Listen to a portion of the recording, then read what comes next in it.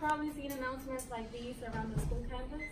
This is actually a real seminar this Wednesday, and it's called Be Your Own Boss.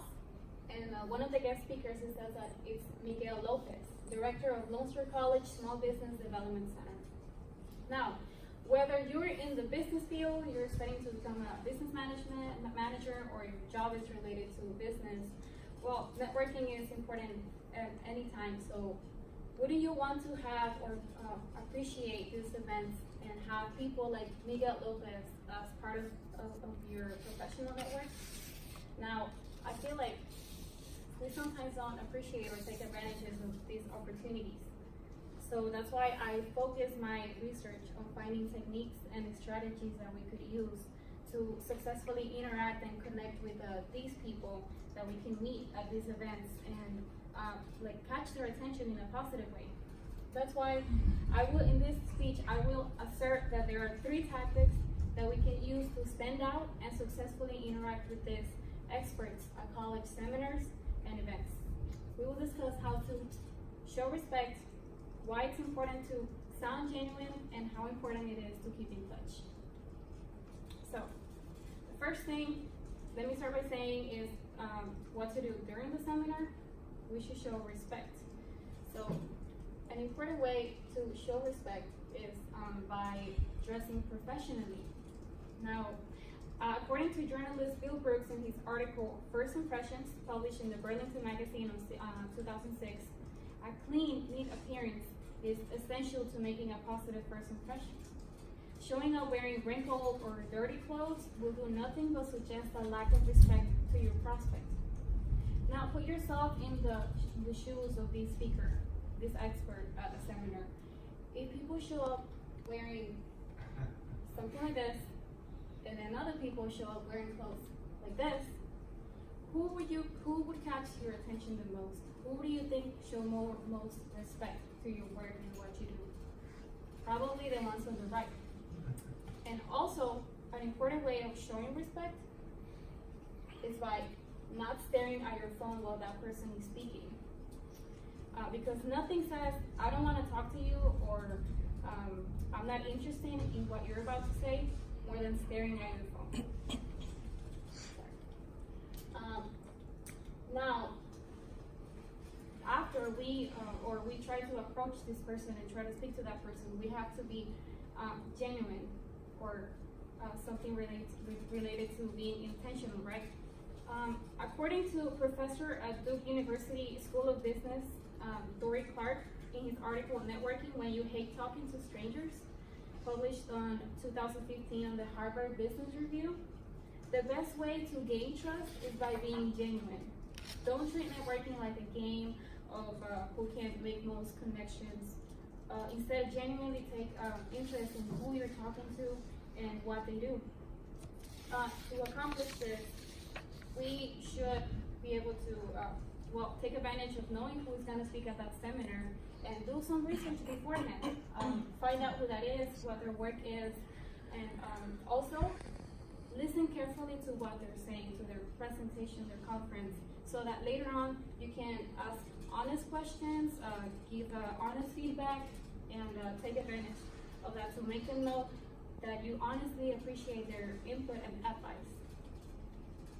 Also, after reasonable time has passed, and you're done with that, you should keep in touch or follow up.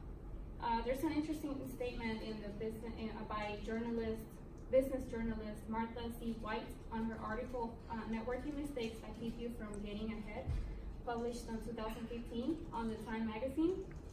It says that treat each networking event as a speed dating exercise. If you get someone's phone number but never call them afterwards, the evening was a waste.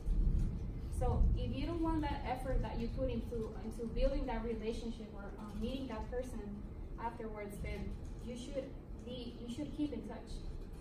Maybe through LinkedIn message, brief email, as long as you. Are you sounding time? I am so proud of you guys for not screaming. Okay.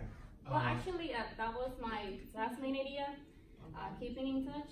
So now my conclusion is that we have discussed 3 tactics or 3 strategies that we could use to meet certain speakers at college seminars, such as showing respect through clothes, wearing professional clothes, by sounding genuine, not staring at your phone, sounding genuine or being intentional, and avoiding the mistake of not following up later. So next time you attend one of these events, now you know how to network and add that expert into your network pocket. Thank you.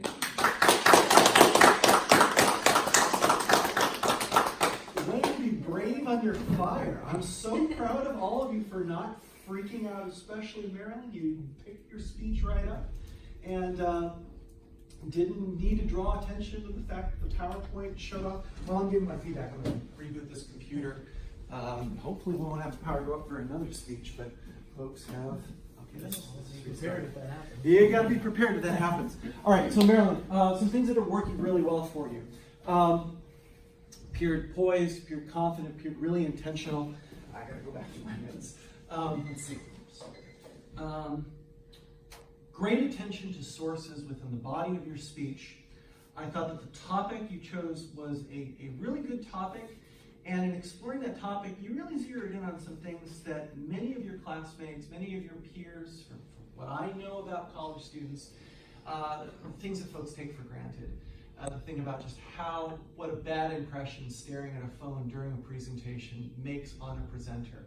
Presenters do notice who's in the audience and who's behaving well. Following up when you meet someone. That's another thing that a lot of folks take for granted. They get business cards, but then they just sit on those business cards and never actually make that connection. So content-wise, I think your speech headed in a really valuable direction. Let's see, good introduction, good conclusion. I'm seeing really good delivery. I'm going to make 2 suggestions for improvement. First suggestion, get away from that wall. Yeah, okay. You look powerful standing there. You don't have to stand right on top of Brazos. But we can stand away from a wall and appear more dynamic as speakers. We also can move around. You don't have to be bolted into that part of the classroom. So if you step to the middle of the room, just to the middle, your speech can start here. And then for your first main idea, you can walk all the way over to where Jocelyn sits. Just go ahead and do it. Walk, and you can make eye contact while you're walking with us. All right, your first main idea, for example, might live in that part of the room. When we move on to the second main idea, walk over in front of Avery. Go ahead, just take a few steps, and then you can look at us while you're walking, all right? You're still speaking to us. All right, your second main idea might live over there. So in incorporating that movement into the flow of your main ideas, you're not just making yourself appear more interesting, but you're also giving us sort of cues as far as where the speech is moving from point to point. So it's not just a delivery trick, it's also kind of an organizational trick in that if your movement is timed with your transitions. All right, so one thing I want you to try next time. One other thing I want you to watch out for, ultimately I liked your attention-getting device, although I was initially a little confused about what your intention was as a speaker. Were you aiming to persuade us to attend a networking event on campus? If that was your intent, that's fine. You can do a persuasive speech about that. I would grade it differently as a persuasive speech. But it was kind of unclear to me with your attention-getting device whether or not you were trying to persuade us to do something that we were unaware of or needed motivation to do, or if this was ultimately going to be an informative speech, and ultimately it was. I guess what I'm just saying is you might want to reconsider your attention grabber, and maybe instead of promoting an event that many of us haven't actually heard about, unless you're actually going to promote that event, maybe just reflect with us on what our actual experiences are with networking. When was the last time you attended a speaker session and spoke with an important expert on your field, in your major, in your career? Maybe just interacting with us based on our past experiences would be a better way to introduce this topic than discuss in a future event. like I said, that would make me think, that would lead the audience to think, oh, you're promoting the event. Which would have been fine, but it was a little confusing. Just a little confusing. All right, thanks, Madeline.